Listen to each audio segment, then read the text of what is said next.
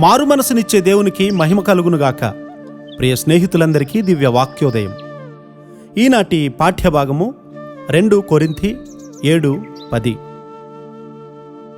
దైవ చిత్తానుసారమైన దుఃఖము రక్షణార్థమైన మారు మనసును కలుగజేయును. ఈ మారు మనసు దుఃఖమును పుట్టించదు. అయితే లోక సంబంధమైన దుఃఖము మరణమును కలుగజేయును. ఈ మారు మనసు ఏం చేస్తుంది?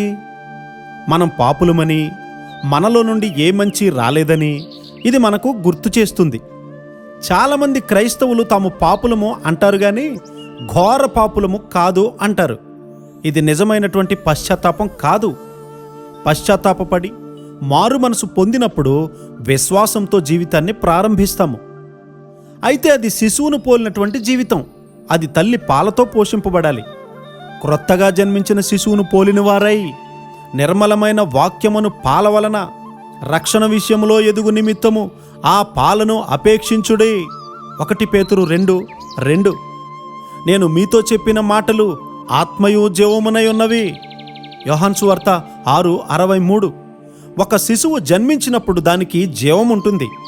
పాలతో పోషిస్తూ ఉండగా ఆ జీవము పెరుగుతుంది.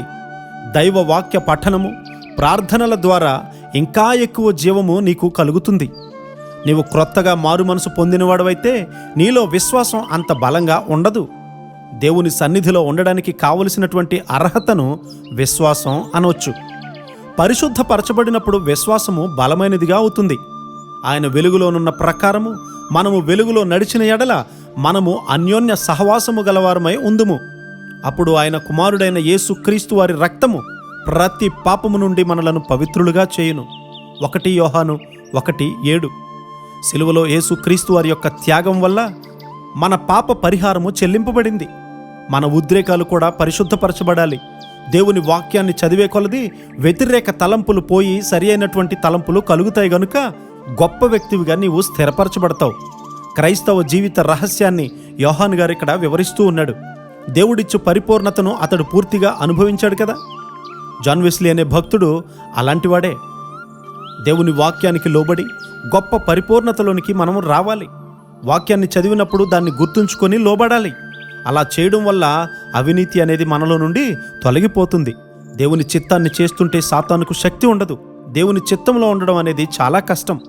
భక్తి ఉండవచ్చు కానీ దేవుని చిత్తానికి పూర్తిగా లోబడితేనే పరిపూర్ణత వస్తుంది. నీవు దేవుని చిత్తము నుండి తొలగినప్పుడే సైతానుడు నీ మీద దాడి చేస్తాడు. దేవుని చిత్తము చేయువాడు నిరంతరము నిలిచి ఉండును.